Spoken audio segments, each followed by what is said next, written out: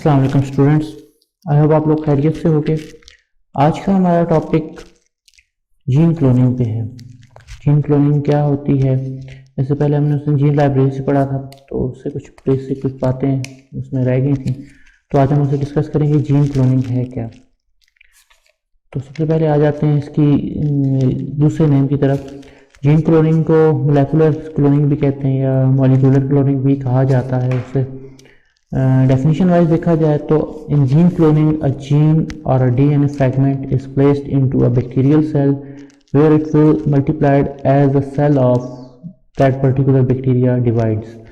तो जिस तरह वेजिटेटिव प्रोपेगेशन टाइप के होते हैं कि पूरे के पूरे इंडिविजुअल को क्लोन किया जाता है, कटिंग वगैरह का मेथड जो है, लास्ट लेक्चर से बच्चों ने एक क्वेश्चन पूछा था, तो इसलिए इसमें मेंशन कर रहा हूँ कि वो वेजिटेटिव क्लोनिंग होती है।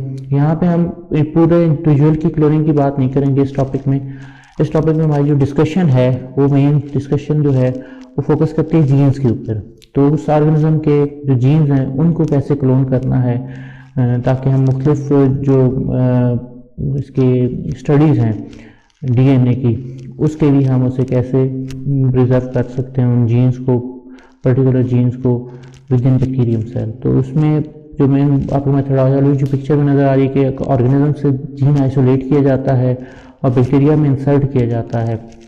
जैसे आपको यहाँ नज़र आ रहा होगा कि इस ऑर्गेनिज्म से डीएनए लेने के बाद ये बैक्टीरिया के प्लाज्मिड में ऐड करने के बाद वो प्लाज्मिड बैक्टीरिया में वापस ऐड किया जाता है, और जैसे जैसे बैक्टीरिया मल्टीप्लाई करता है तो वो जीन जो आपने उससे आइसोलेट किया होगा वो डिवाइड करेगा। तो इससे हम मल्टीपल कॉपीज़ बना सकते हैं उस जीन की। तो मल्टीपल कॉपीज़ बनाना उसके होस्ट सेल के अंदर, किसी और सेल के अंदर, जो host cell most commonly bacteria species use होती हैं, उसके अंदर उसकी नई कॉपीज़ क्रिएट करने के प्रोसेस को हम जीन क्लोनिंग कहते हैं। जीन क्लोनिंग में जो इम्पोर्टेंट रोल प्ले करता है वो इस जेनेटिक इंजीनियरिंग की टेक्निक में जीन्स को या डीएनए फ्रैगमेंट्स को ट्रांसफ़र करने का जो काम करता है होस्ट ऑर्गेनिज्म में, होस्ट सेल्स जिनके अंदर वो जीन ट्रांसफ़र किया जाता है और उस होस्ट सेल के साथ वो क्लोन होते हैं, तो उसको ट्रांसफ़र करने के लिए एक वेक्टर चाहिए होता है। तो उन वेक्टर्स को हम जीन क्लोनिंग वेक्टर भी कहते हैं। ओके, जैसे आपको ये नज़र आ रहा है कि बैक्टीरियम सेल है, उसमें प्लाज्मिड मौजूद है, सर्कुलर प्लाज्मिड, और ये होस्ट ये टारगेट जीन है किसी और ऑर्गेनिज्म के अंदर। Bacterial cell as a host work करेगा और जीन जिससे लेके आएंगे वो हमारा उसके अंदर से टारगेटेड जीन को हम सेलेक्ट करेंगे, और सेलेक्ट करने के बाद रिस्ट्रिक्शन एंजाइम जो हैं वो दोनों को एक पर्टिकुलर सीक्वेंस पे वेक्टर जो प्लाज्मिड है उसको और जो डीएनए का फ्रैगमेंट होस्ट से लिया गया है एक प्रॉपर प्लेस से कट करते हैं। दोनों के वहाँ एंड पे सिमिलर सीक्वेंस मौजूद होता है, तो इसलिए आपस में आके ज्वाइन हो जाते हैं, जैसे पिक्चर में आपको नज़र आ रहा है। और जब आपस में ज्वाइन होते हैं तो उस वक्त लाइगेज एंजाइम आता है जो उनकी वो कनेक्शन है उसे रीबिल्ड कर देता है। इस तरह की ये जो सर्कुलर प्लाज्मिड है ये कन्वर्ट हो जाता है, इसे हम रिकम्बिनेंट प्लाज्मिड कहते हैं, जो कि पहले किसी और फॉर्म में था। दोबारा प्रोसेस रिपीट होगा, आप उसको फिर से देखिएगा, मैं स्टेप वाइज रिपीट करूँगा। बैक्टीरियल सेल है और बैक्टीरियल सेल के अंदर प्लाज्मिड जो है वो एक सूटेबल फैक्टर के तौर पे अपना काम परफॉर्म करता है एज अ ट्रांसफर वेक्टर के तौर पे।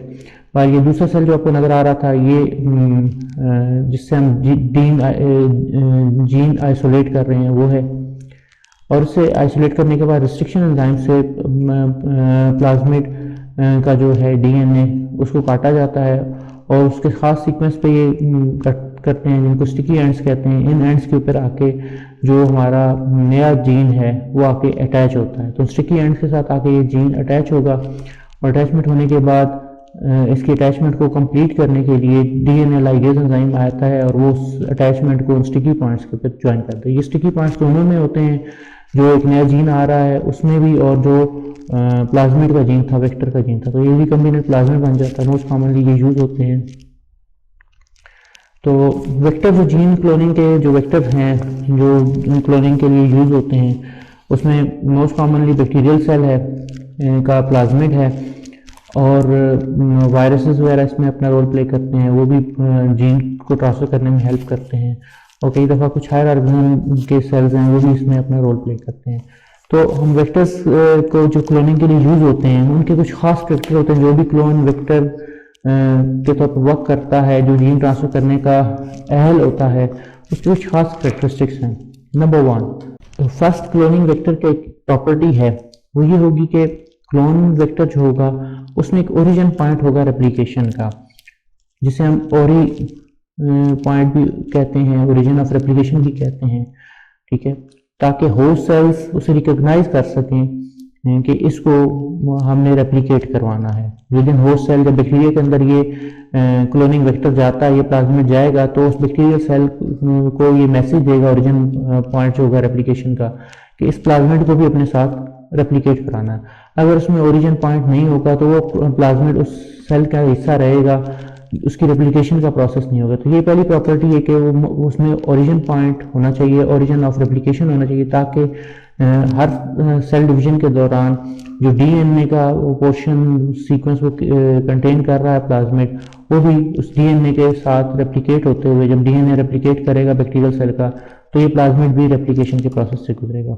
दूसरी इसकी प्रॉपर्टी ये होती है कि ये सिलेक्टेबल मार्कर्स कंटेन करता है। सिलेक्टेबल मार्कर्स क्या होते हैं कि वो पोर्शन रीजन होता है जो एनेबल करता है किसी सेल को के वेक्टर को हम सिलेक्ट कर सकें उसकी बेस।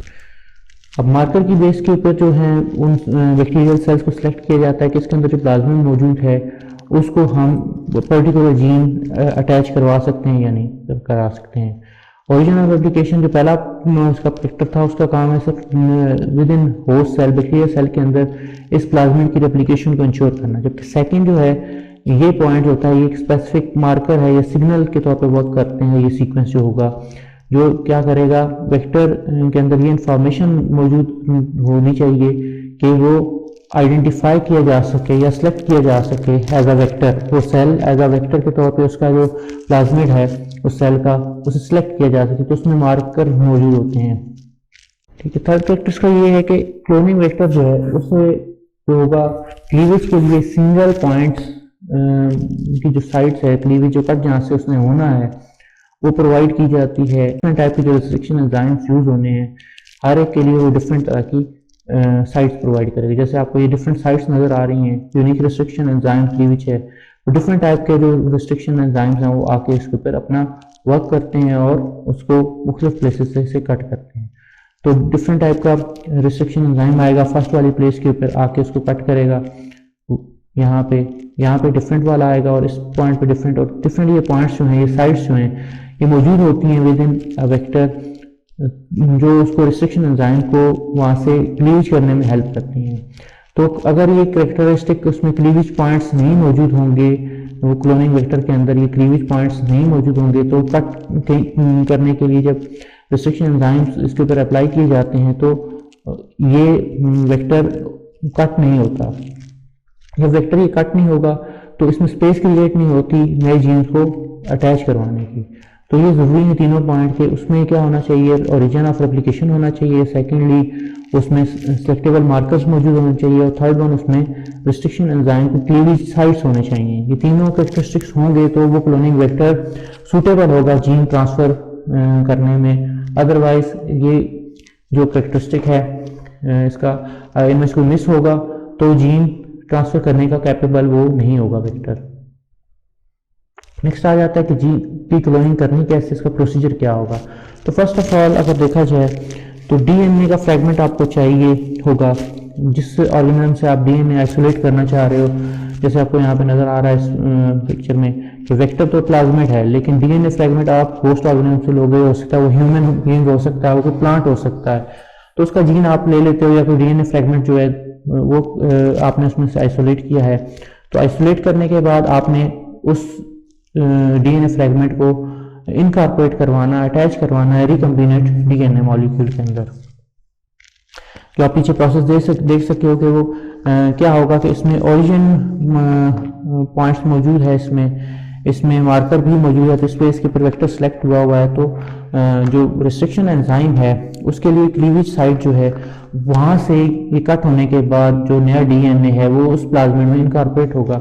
इनकॉर्पोरेट होने के बाद इस प्लाज्मिड को वापस बैक्टीरियल सेल के अंदर इंट्रोड्यूस करवा दिया जाएगा। तो बैक्टीरियल सेल के अंदर जब ये जाता है तो बैक्टीरियल सेल जिसके अंदर रिकम्बिनेंट डीएनए मॉलिक्यूल भेजा जाता है, जिसके अंदर वो नया जीन कंटेन करके जा रहा है तो उस सेल को होस्ट सेल कहा जाएगा।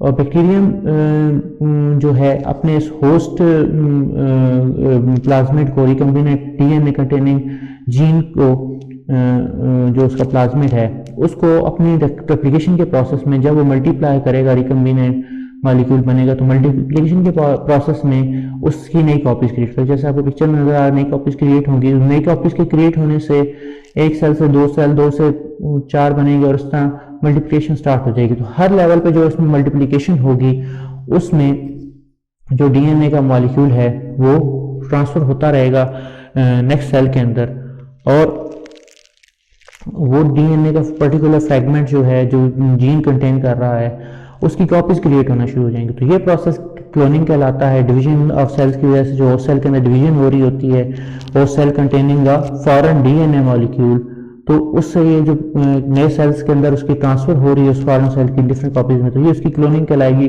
तो इस प्रोसेस से हम जीन के डिफरेंट कॉपीज क्रिएट कर सकते हैं। अब कॉपीज क्रिएट करने के बाद जब हमारे पास उसकी मल्टीपल कॉपीज आ जाती हैं, तो कॉपीज न्यूमरस जब सेल डिवीजन होती हैं तो आहिस्ता आहिस्ता बैक्टीरिया अपनी कॉलोनीज बनाता है, यानी कि ग्रुप्स बनाता है सॉलिड मीडिया के ऊपर, और उनके बेसिस के ऊपर हम डिफरेंट जो ऑर्गेनिज्म है उनको ग्रो करते हैं डिफरेंट सॉलिड मीडिया के ऊपर, और उनको वहाँ डिवाइड करवाने के लिए उसमें हार्मोन्स होंगे, उसमें न्यूट्रिएंट्स मौजूद होंगे उस मीडिया के अंदर। सो सेल को, बैक्टीरियल सेल को सूटेबल एनवायरनमेंट मिलती है तो मल्टीप्लाई करता है, और उसकी कॉलोनीज पैचेस की फॉर्म में वो अपनी कॉलोनीज क्रिएट करना शुरू कर देते हैं बैक्टीरिया की स्पीशीज। और इस तरह ये पूरा एंटायर प्रोसेस है जिसके अंदर एक जीन को हम एक इंडिविजुअल से एक्सट्रैक्ट करने के बाद उसे इनकॉर्पोरेट करवा देते हैं विद इन न्यू ऑर्गेनिज्म। और वो न्यू ऑर्गेनिज्म बैक्टीरिया है, लेकिन इसको ट्रांसफर करवाने में हेल्प करता है हमारे पास वेक्टर, और वेक्टर जो है वो बैक्टीरिया का प्लाज्मिड होगा। और जब वो प्लाज्मिड अपने होस्ट सेल के अंदर जाता है तो वो प्लाज्मिड होस्ट सेल के साथ मल्टीप्लाई करता है। मल्टीप्लिकेशन का प्रोसेस होने की वजह से वो नए सेल्स जब बनते हैं तो जो अपने साथ एक नया डीएनए फ्रेगमेंट लेके आया है उसकी भी वो कॉपीज बना देता है। तो इस तरह फ्रॉम अ सिंगल सेल हमारे पास थाउजेंड्स ऑफ सेल्स आ जाते हैं जिसके अंदर उस डीएनए की कॉपी होती है। तो थाउजेंड कॉपीज बन जाती हैं उस डीएनए की। ओके बेटा, यहाँ तक हमारा लेक्चर था आज का। इससे रिलेटेड कोई भी क्वेश्चन है तो आप मुझसे ग्रुप में कर सकते हो। बाकी जो इसके नोट्स हैं मैं आपको अभी शेयर कर दूँगा साथ ही इस लेक्चर के बाद। टिल नेक्स्ट लेक्चर, अल्लाह हाफिज़।